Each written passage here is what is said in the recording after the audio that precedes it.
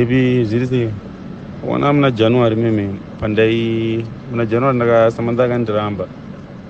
andiramba bandazomudzokerera musi wa 3 March ndoona time yakureba chinetsana ndopandaenda kwanga ari pepe Bedbridge. Mama akabva ataura naye vakati aiwa no gadzirisa naye tatagadzirisana pepe. Tapedza kugadzirisana kwewe kwandakaita naSamantha takadzokerana patanga kuwirirana achita sei sati enda kuVic Falls. Pane munhu akamufonera nevidhio call, it was a Sunday. Abva adaira foni abva akati vanati kune shamwari uri kudaira foni uchikara ndianongochitaura naye tikanzi akata ega ndambokata foni ndati aho iri bho.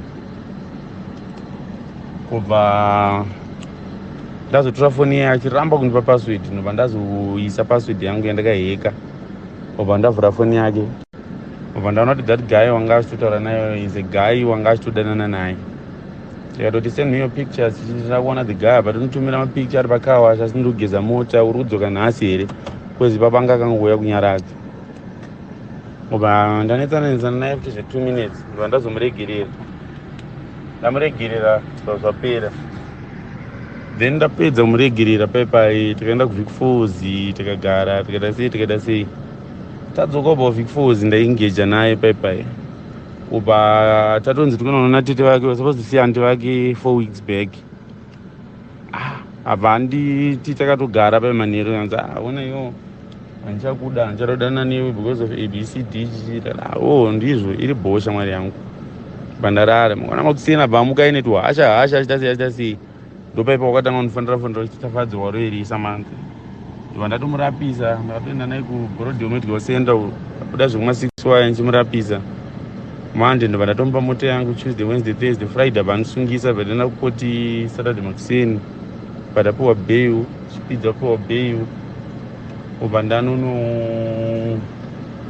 ndakapiwa bail ndanoita sei batatanga kutotaura tese bho ndakamutengera iwatch maperfume tumagudzigudzi tunongodhura totoito kuti munhu aite sei aone kuti amusori. Ndapedza kumupa tumagudzigudzi totoya akabva enda kuBedbridge. Ari kuBedbridge ikoko ndandati no ukona iwewe ndakutokutengera mota iwo at this junction. Ndanditengera mota ndati batopiwa mota kuBedbridge ikoko yana ndatenga nemaagency abva atotanga kufamba nemota. Saka Wednesday last week manje asitanga kusabatika manje imwe kutanga kusabatika manheru imwe ndati kunhai wangu inda usiri kubatika kana kugara kuti pamwe mufesi wewe waimbodanana naye because mufesi wepadheni paanogara asi wadzokerana vanava because haasi kubatikana. Ndafanira mufesi ndati kunhai shamwari ndakakuti chii about Samantha. The guy suddenly started talking everything zvava zvichiitika murelationship yedu kubva Vic Falls up until to date. Ndakata foni pepe ndopa ndakarova mota ndandaenda kuVic Falls kuBedbridge kweke masikati ndakasvika kuona 1 am because anga asitori muBedbridge anga atori some 100 km from Bedbridge ari kubasa kusvika paipai abva arambondoona kana ndisamanda shuwa here handisida kuone ndo ndadzoka kuHarare. Ndanoenda kwaGutu ndatotengera mama wake kagurosari kemari yakati wandei ndakasiyira mari ndikati mozonomuona Bedbridge ndavapa $50. Ndadzoka gare 2 days ndataura namudhara wake vati undione ndikanoona kubhindura ndakadzoka ndikanoona tetezi yake kuchitungiza vachinoti aifanira kuona kubva ndavaona pandadzoka padheni handiti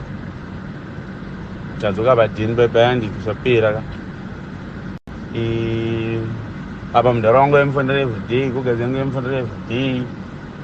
munhu hamene zvaaingoita mumitiro waaingoita unansiri kunzwisisa saka iyo uyu munhu uyu is everything okay. Ndandangozvisiya ndangozvibrusha off nezuro abva waya tataenda kukoti kweke nditoshamisika munhu atoya nepeace order. Waya nepeace order yei peace order handichatoda kutokuona padhuze kana kuti kana kuti umugume kana kuti ubate kana foni yake uchingoscrolla paanenge achikuratidza something anga asachatode anga atondivenga ipapo. Ndabva kukoti kweke zvikanzi munodzoka ndapiwa masummons nainvestigation officers kana Samantha nemapepa akabva nawo kuBedbridge atanzi tikusevhe. Ndikati ndichaona na 12 ndanoenda kumbava naSamantha ndakapaka at a distance but ndichiona pane gate rawo ndakapaka at a distance. ndakapaka ite distance kudaro ndopanapa akazouya kuma-5 nesister yake auya kuma-5 nesister yake haana mupedza 10 minutes ari mumba ndati gai uye ndakabva namuziya nemota yake yaakamontumire anga ari pagate pana Samantha batomutoro aenda wese kuloji hamene kwavakaenda ndandatomufanda ndati but yoona iyoyoka une mukadzi and ava vasikana ava vanenge vatori vanhu kuti tichida totraya navo life andoona vakadya mari dzedu vakaita sei iwo then ndopaunouya uchiita zvaurikuita usadaro vatanga kudonifopotera achitaura zvaanoda ndinaye tichage uya patiri ita so andati already iri bhochi iri bho mudhara asina kuseni andamuka Samantha batanga kuramba achifondera brother yangu nekumba kwedu achita sei offichinini nezuro manheru when I realized that sure this person is sleeping around again ndakana nandichada so ane mari yangu ingatori nayo kusvika ma2 and 3 kati uona iwewe from the onset paukuona kuti hauchada nezvangu you're not even supposed to accept goods from me ende pamwe tikada isinazozimbosvika pakutaura kana kusvika pakunetsana kwatiri kutoita izvezvi you took goods from me and that meant kuti nini you were giving me hope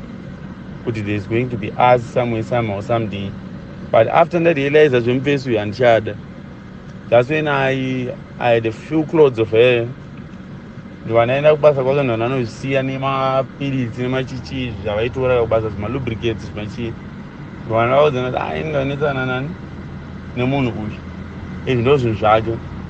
ana mai kubasa kwake pavaona kuti kune mapiritsi vatoti mapiritsi aya nemalubricants aya nemachichi ndezvekubasa kaizvi but iwo saka iwo wazviwana kupi tada tokusungisa nati amai zvinhu ndozvipiwa naSamantha ndopa wabva wamufonera zvikanzi uri kupi hamuna kuataura bvaisa phone paloud ndopatanga kuwadza zvikanzi ndakutosvika kumba ndaenda mutown ndaenda kuHighlands police kanzi udaenda kuHighlands police pane maripoti ada vatomunyepera zvikanzi pane maripoti ada tongotarisira wakanyora zvisiri izvi abva it's fine I can come don't worry abva ndabuda ndikati my excuse ndavakasiyira nhamba ndabuda manheru not manheru saka mota yazongopfuura pamberi pangu zviri superstitious zvezvekuti yanga ichimhanya ndatanga kuiteera ndichiiteera ndibva ndasvika nayo kumbare saka pandaona mota yakuenda kumbare that's when I realized kuti vanhu vari kuenda kumba kwanani kwanaSamantha andoona vandati iri bho pese apa I'm talking to the sisters naiye pfani yemwe anonzifadzai the first born tikuonesana kati kutaura zvatikutaura vachindipopotera vachita sei iye Samantha achitaura zvemapayment plan ndo that nini kati it's okay nini chanongorei mari yangu and probably pamwe newachi yangu yandikakutengerei because inini I was buying you nchitoku that things are going to be okay owachi ochi and it's fine vachituka tu saka ndazosvika pagate pavo manje ndasvika parodi pana Simon Mazorodzi ndamuona ine kamunin'ina kake kafadzi vari kakepi vari 2 so panapa ndati Samantha zvofamba sei wakandoramba kutodana nene murume wemunhu here ura chingudza kuti kuita sei nezvemari abva atanga kumhanya otanga kukandakana matombo ndopanapa ndatoti imbomira Samantha anga asitomboda kunzwa zviri zvokumira nekuda sei inose munhu wanga ari in his emotions and feelings nanangu ridza pfuti pavanga vari ipapo ndichishuda pangu bosongo vakaita vakabatana nekamunin'ina kake vakabata musoro ndobva ndazomutsa mota ndobva ndaenda kumazoe inonzi ndanoenda kubhindura saka apa inonzi pane munhu andakamirira mubhindura ndoda ndipe a few things because kumba ndatobva makuseni ndichitovaudza kuti handisi kudzoka chichichi ndakavaudza ndichitobva ndaivanyepera kuti ndikuenda kuChina kubasa ndobva ndabva ndangoenda kunonzwi chii naenda kubhindura kunokandisa kubhindura isiso ndiri muna popgam mune pane mufesi wangu wandida kuona ari baofreda bheki angu ndoona chete ndova ndarova mota nandaenda kubhodha kumaundaro ino ndoti panozokwana 6 o'clock I think ndinge ndisachatowanika ndaenda